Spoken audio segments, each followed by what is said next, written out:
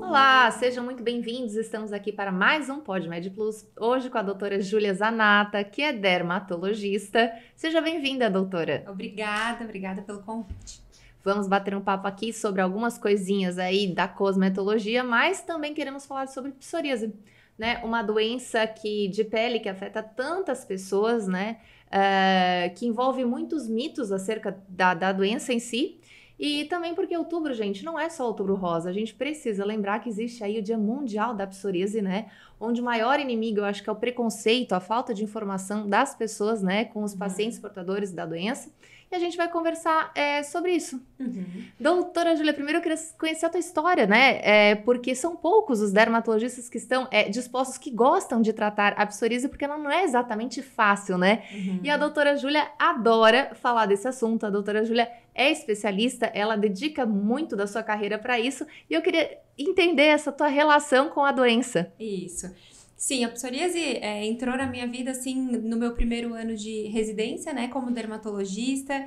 Eu tive um grande mestre durante a minha formação, que até hoje é reconhecido mundialmente como um expert em algumas doenças imunomediadas, né, na dermatologia e principalmente... Vamos explicar o que é imunomediada? O que é uma doença imunomediada? Ela é uma doença relacionada ao nosso sistema imunológico, algum comportamento, né, diferente do normal do nosso sistema imunológico que acaba desencadeando algumas doenças. Por exemplo, psoríase, dermatite atópica, hidradenitis supurativa, no caso da pele, mas no caso de outras especialidades, doença de Crohn, doença inflamatória intestinal, né? Isso é uma doença imunomediada, tá? Mediada pela nossa imunidade.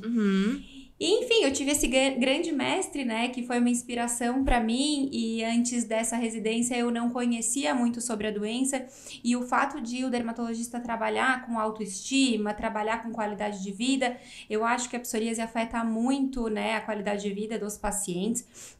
Isso é um dado científico, eles têm 20% maior chance de desenvolver uma depressão, ansiedade, inclusive com ideação suicida. Então eu acho que é muito importante nós sabermos tratar e sabermos explicar isso para o paciente, que é uma doença com um excelente manejo, né, com um tratamento bem feito. E aí a gente falou então dessa questão daí da depressão, citastes ali, pacientes que têm essa tendência, né, a ter ali a depressão por causa acho que do aspecto físico mesmo, gerado pela doença, nas características.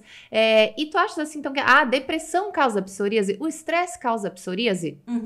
Então, assim, o estresse, a depressão e a ansiedade funcionam como gatilho da doença e não como causa da doença. Então, a psoríase ela é uma doença geneticamente determinada, então nós nascemos com essa predisposição a ter psoríase, mas o que eu sempre digo é que a gente não é só genética, nós somos meio. Então, a gente tem um meio que pode ligar aquele botão da psoríase como o estresse e ansiedade, né, psicológico, e outros fatores desencadeantes, como medicamentos, alguns traumas na pele, que a gente chama de kebnerização, e além dessa parte psicológica, né?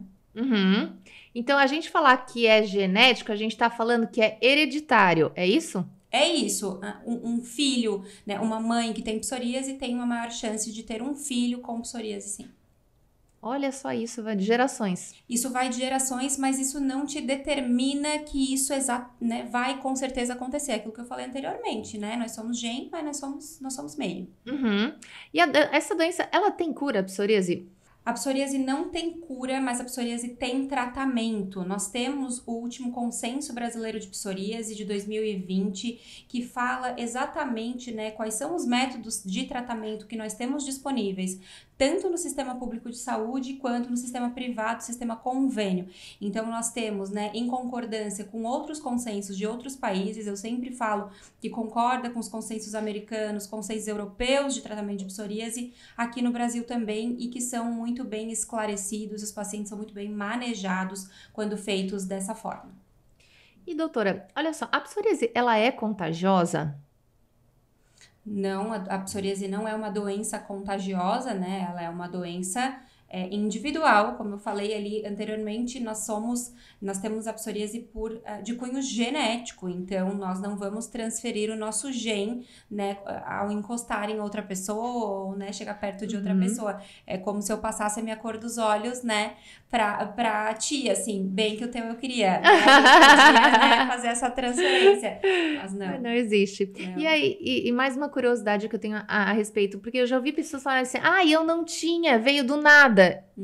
E aí pode acontecer a pessoa não vir com isso desde o nascimento e de repente se manifestar? Sim, a psoríase, ela pode aparecer em qualquer idade, tá? Desde a infância até, né, a velhice, o envelhecimento. E ela tem uma distribuição que a gente fala de bimodal. Em geral, a idade média de aparecimento da psoríase é aos 33 anos. É uma idade média. Mas a gente tem duas épocas que são mais comuns de aparecer. Ali em torno dos 16 anos e ali depois dos 40, 45 anos. Então, isso é o esperado mesmo. Eu não nasci com a doença, né? Apesar de que eu nasci com aquela genética, mas em algum momento o botão ligou, provavelmente relacionado a algum gatilho que a gente comentou antes. E com relação aos tratamentos, o que a gente tem de disponível hoje para tratar a doença? Então, nós temos um total de aproximadamente 12 medicações, algumas disponíveis no SUS, outras disponíveis no convênio e algumas são consensuais entre os dois sistemas, mas todas nós temos, né, o mesmo planejamento, o mesmo alvo de resposta, que é uma resposta em torno de 90% a 100% de melhora do paciente. Além dessas medicações sistêmicas, que talvez sejam mais recentes e de pouco conhecimento para muitos, a gente tem as medicações mais antigas que não deixam de ser inefetivas, principalmente quando são bem indicadas, como os tratamentos tópicos, algumas pomadas, os tratamentos com a fototerapia, que é aquela câmera com algumas luzes, que também podem funcionar em alguns casos. Mas o que eu quero deixar muito claro nessa entrevista é que a gente sabe quais são os pacientes que merecem e que devem tratar de forma sistêmica a doença. São pacientes que acometem, né, que têm doença cutânea que acometem mais de 10% da superfície corporal. Um paciente que pontua num índice de qualidade de vida maior que 10, que é um cálculo que a gente fornece em toda a consulta do paciente com psoríase. E um paciente com um PASE, né, um cálculo de gravidade de psoríase também maior que 10. Então, esses pacientes, eles têm maior risco de desenvolver algumas comorbidades, algumas doenças associadas à psoríase e que merecem tratamento da doença, não somente por ser uma doença esteticamente desagradável, e sim por ter outros riscos, né, e outras associações. Doutora, vamos falar o que então é uma doença, um tratamento sistêmico. O que seria um tratamento sistêmico? O tratamento sistêmico é um tratamento oral ou injetável, né? Um tratamento que a gente faz, digamos, de dentro para fora. Entendi. Não, é importante esclarecer para que não fique nada de dúvida pro pessoal lá em casa. Isso aí. Doutora, acho que tá bom, falamos bastante de psoríase e quero aproveitar a tua presença pra gente falar um pouquinho também agora, não de doença, mas de tratamento também, né? A gente pode falar que são tratamentos, né? Mas da parte mais estética, né? Porque vou aproveitar a dermatologista aqui, queremos saber. Doutora, quero falar de colágeno, que eu acho que, assim, pelo que a gente vem acompanhando, né? É um leque de opções tremendo, cada dia mais é um arsenal terapêutico que vocês contam para poder tratar os pacientes e melhorar ali a qualidade da pele, né? E aí eu queria saber, assim, será que existe a possibilidade de a gente pensar em escala? Por exemplo, uma paciente com 20 anos, na faixa dos 20 anos, ela já precisa tratar colágeno? Nos 30 anos, ela já precisa? Nos 40. E o que a doutora Júlia indicaria para cada década de vida quando a gente fala em colágeno hoje? Pode ser que amanhã a gente esteja falando de outras coisas, né? Daqui a um mês a gente esteja falando de tratamentos diferentes, novidades, né? Porque a gente sabe que é uma aposta muito grande da indústria em cima disso também, porque tem um resultado efetivo. Mas hoje, dos 20 aos 30, essa paciente já precisa tratar colágeno? Já precisa tratar colágeno. Sabe, Letícia, que teve o nosso Congresso Brasileiro de Dermatologia, aconteceu agora em setembro, e a gente assistiu uma aula muito interessante que detalhou exatamente o que a gente deveria ou precisaria fazer em cada década de vida a partir dos 20 anos. Então, uma paciente com 20 anos, né, dos 20 aos 30 anos, teoricamente muito jovem. Muito jovem, teoricamente já mereceria esse estímulo de colágeno de alguma forma, né? Tanto a forma com aparelhos ou forma, né, com injetáveis, mas em alguma abordagem nós incluiríamos esse bioestímulo. E hoje em dia, graças a Deus, nós chegamos nessa fase de naturalização e de ficar com aquele aspecto mais elegante e mais natural, e não na fase da harmonização facial. Então, o bioestímulo de colágeno tem estado muito em alta justamente por isso, porque nós tentamos não prevenir o envelhecimento, mas envelhecer de uma forma bonita, natural, né, e elegante, assim, com resultados mais belos. E acho importante também falar que o estímulo de colágeno é um estímulo e não um preenchimento. Que muita gente tem medo do volume, né? Isso. O bioestímulo, ele até pode ser com algum intuito volumizador, caso a gente queira, caso a gente veja que o paciente tem alguma indicação, mas em geral, quando a gente opta por um bioestímulo ponto e isolado, a ideia é colocar aquele produto ou de forma injetável ou de forma externa, por exemplo, com os lasers ou os ultrassons microfocados, para a nossa própria pele, nosso próprio organismo produzir mais colágeno e deixar com que a gente, né, envelheça com menos aceleração, assim, com menos agressividade. E aí esse estímulo também, eu acho importante a gente pensar que não é imediato, porque é isso, é um estímulo, ele força o corpo a dar uma resposta, e essa resposta vai ter um tempo, então não é assim, vou fazer o colágeno hoje, vou sair linda do consultório, vai sair bonita, mas... É super legal isso para as imediatistas, né? E eu sou uma pessoa muito transparente, então eu acabo falando muito disso. O resultado imediato, até nós podemos ter algum resultado uau, justamente por nós termos injetado algo ali na pele naquele momento e acabar dando um certo efeito lift, um efeito de hidratação, por ter um volume ali, né, imediato. Mas esse volume ele vai murchar e a nossa célula depende de um tempo para fazer essa resposta inflamatória, né, de produção de colágeno, que gira em torno de 30, 60, 90 dias, a gente vendo resultados até com um pico de 6 meses de bioestímulo. Então, para as imediatistas, é bem importante entender que tem que ter esse tempo de atuação da nossa própria célula. Então, a gente tá falando aqui, gente, em outubro. Então, se a gente tá em outubro e a pessoa tá pensando em chegar colagenada para as festas, ela precisa correr. Já corre, sim. A não ser que não tenha essa pressa de chegar na festa, né? Super bem bioestimulada. Mas isso vale muito para os tratamentos corporais, né? Quando a gente fala, eu acho que essa época do ano é muito procurado os tratamentos de bioestímulo corporal, glúteo, coxa, abdômen. Ontem ainda recebi um retorno de uma paciente que fez bioestimulador há 30 dias, já com uma resposta super legal, mas ela já se antecipou, né? Porque ela tinha uma viagem para fazer no final do ano, estava super empolgada, já compreendeu que existiria esses 3 meses, né, de resposta. Mas ontem a gente já viu, 30 dias, um resultado muito bonito. Outra coisa vale para os ácidos hialurônicos corporais, que a gente tem feito bastante, por exemplo, o ácido hialurônico glúteo. O ácido hialurônico no glúteo, ele não serve só para volumização, mas sim para dar um efeito inchadinho, para elevar um pouco a camada de gordura da superfície. Nós preenchemos um pouquinho abaixo e aquela camada de gordura em cima da camada preenchida, ela vai ser como se fosse elevada, né? Essa célula vai dar uma inchadinha. Então, também, por mais que a gente tenha um resultado uau imediato por ser preenchedor, o resultado mais bonito de um preenchedor glúteo, por exemplo, tem que ter esse tempo de espera de aproximadamente 30, 45 dias. Doutora, dói? É um procedimento feito com botão anestésico, né? Aquela anestesia localizada para a entrada de orifício da cânula. Especialmente o glúteo não é uma região, até pela profundidade que a gente faz, não é uma região de inervação. Então, dificilmente vai ter dor. Até um parâmetro de, nós não estamos no lugar certo porque o paciente está sentindo um pouquinho de dor. Então, é para ser um procedimento muito confortável, tá? A anestesia local ali no botão, no orifício de entrada, nos fornece muito conforto. É importante falar que isso é feito em consultório também e não tem downtime, né? Ou seja, não tem um pós que a pessoa precise ali se limitar ou abrir mão da vida dela. Eu acho que talvez ela tenha o quê? Indicação de um dia sem academia? Ah, sim, com certeza. Não é, a gente pede sempre nesses procedimentos um bom senso, né?